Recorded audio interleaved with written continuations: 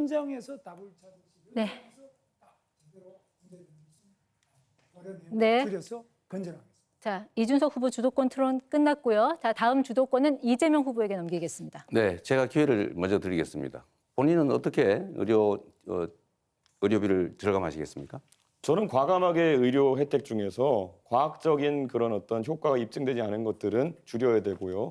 그리고 우리가 메르스라든지 어떤 겁니까? 아니면 코로나를 겪으면서 결국에는 진료비가 이제 과다하게 늘어난 부분에 대해서는 감축을 해야 된다. 예를 들어서 문재인 케어를 통해 가지고 대한민국이 지금 전 세계에서 MRI를 가장 많이 찍는 나라가 됐습니다. 저는 그런 부분에 대해서 국민들께 솔직하게 얘기하고 간병비가 더 중요하기 때문에 한번 이건 삭감하는 것을 이야기해 봅시다. 이렇게 해야 되는 것인데 이재명 후보는 이런 삭감이나 이런 것에 대해서는 말하는 걸 주저하시고 알겠습니다. 뭐 더 주겠다 이런 말씀하시는 게 바로 차베스 같은 겁니다.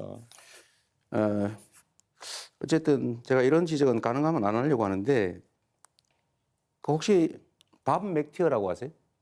모르겠습니다. 모르시죠? 네. 루카스 차이제 모르시죠? 호텔 경제학의 그 원전이라는 네. 한국은행에서 5만 원을 쓰는 법 이거 저 그림표 있는 거 보셨어요? 그거는 호텔 취소하고 보셨어요? 이런 게 없지 않습니까? 아니, 그래서 보셨어요? 그거 찾아내느라 고생하셨는데 전혀 다른 얘기입니다. 자, 이 밥 맥티어나 아니면 이거 미하일 슈미츠 살로몬, 루카스 차이제 이런 사람들이 그 $100 이야기라고 인터넷에 치면 많이 나와요. 근데 거기에 똑같은 얘기가 나옵니다. 호텔에 누군가 투숙을 하려고 했는데 그 돈으로 $100 또는 100유로로 옆에 이렇게 돌다가 결국 돈이 돌아왔는데 그 고객이 갔다.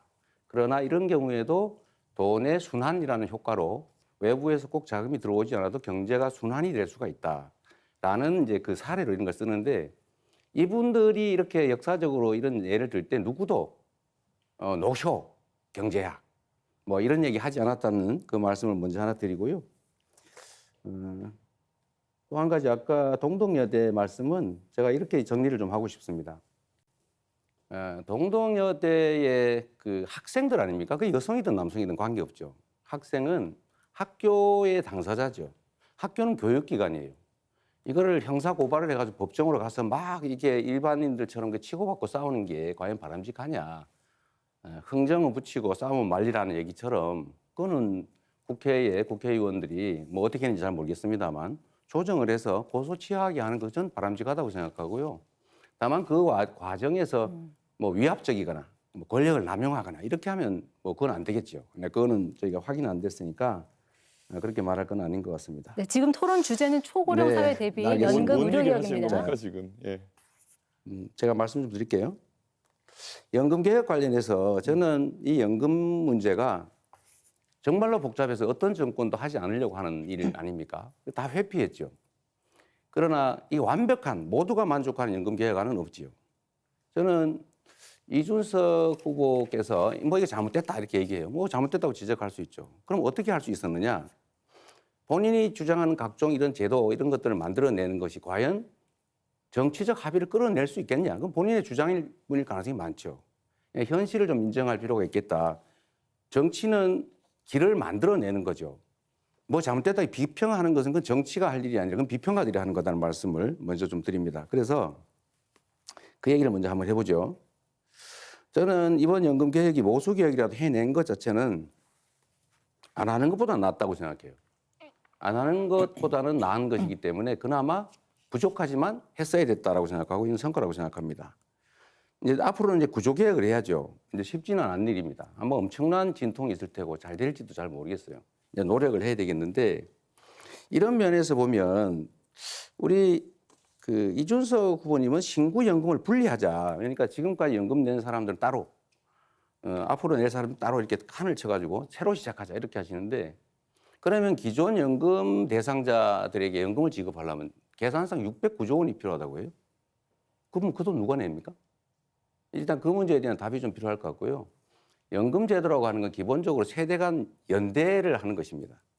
이거는 남이 아니잖아요. 부모도 있고 할아버지도 있고 자식도 있고 이게 서로 뭐 보험료도 내고 연금도 받고 하는 것인데 그런 식으로 자꾸 갈라쳐가지고 기존 제도 수혜자, 새로운 대상자 이거 자꾸 갈라치고 남녀 갈라치고 이런 식으로 하는 거 좀 정치인으로서는 적절치 않다고 생각하는데 어떻게 생각하세요? 말 그대로 궤변을 하고 계신 거죠. 지금 사회적 연대나 세대 간의 연대 같은 걸 이야기하시는데 이번 합의 과정에서 과연 그러면 이득을 보는 세대는 어디이고 손해를 보는 세대가 어디인가 명백하거든요. 결국에는 지금 바로 소득 대체율을 올림으로 인해 가지고 받아가는 세대는 바로 받아가게 되고 네. 내는 세대는 4% 가까이 인상된 금액을 평생 내야 되는 것이고 그래서 5천만 원 더 내고 2천만 원 더 받아가는 구조다 이런 얘기가 나오는 거라서 대한민국의 젊은 세대는 가만히 앉아서 한 사람당 3천만 원 이상의 손실을 그냥 떠있게 된 거거든요. 네. 그리고 아까 자꾸 힘의 논리 같은 걸 얘기하시는데요. 본인들이 입법하는 것이 알겠습니다. 다수라 해가지고 옳은 게 충분히. 아닙니다. 법원 그렇게 겁박하고 하고 네. 본인 방탄하기 위한 입법한다 충분히 해서 그게 옳은 게 되는 게 말씀 아니라는 말씀 드립니다. 네. 김문수 후보님은 어떠세요? 예, 자동 조정 장치라고 하는 거를 도입하면 지금 연금 내는 사람은 언제 연금이 깎일지 몰라서 불안할 것 같아요. 네. 그 문제에 대한 대책을 좀 말씀해 주시고 어쨌든 저는 연금이라고 하는 기본적인 이념은 연대의 가치에 있다라고 생각해요. 나는 절대 손해 안 볼 거야라고 하면 연금이 불가능하죠. 의견 한번 말씀 주시죠. 자동 조동 장치는 국가가 상당한 부분을 책임져야 되는 장치인데 이것은 저는 필요하다고 봅니다. 특히 젊은 세대들이 여기에 대해서 매우 불안하게 생각하고 있기 때문에 자기들은 뭐 내기만 되고 나중에 빈 깡통 되는 거 아니냐 이런 우려를 해소해 줄 수 있는 가장 적극적인 조치가 바로 자동 조정 장치가 아니냐 네. 저는 그렇게 생각하고 우리 이재명 후보께서도 동의하실 줄 생각합니다. 저는 지금 단계로 그걸 도입하게 되면 연금을 내는 사람들이 불안해서 네. 연금에 대한 신뢰가 깨질 것 같아요. 지금 이미 연금 액수가 너무 적고 아직도 우리는 13% 정도를 내게 되는데 되게 OECD 평균 18% 아닙니까? 네. 네, 발언 시간 끝났습니다. 이재명 후보님.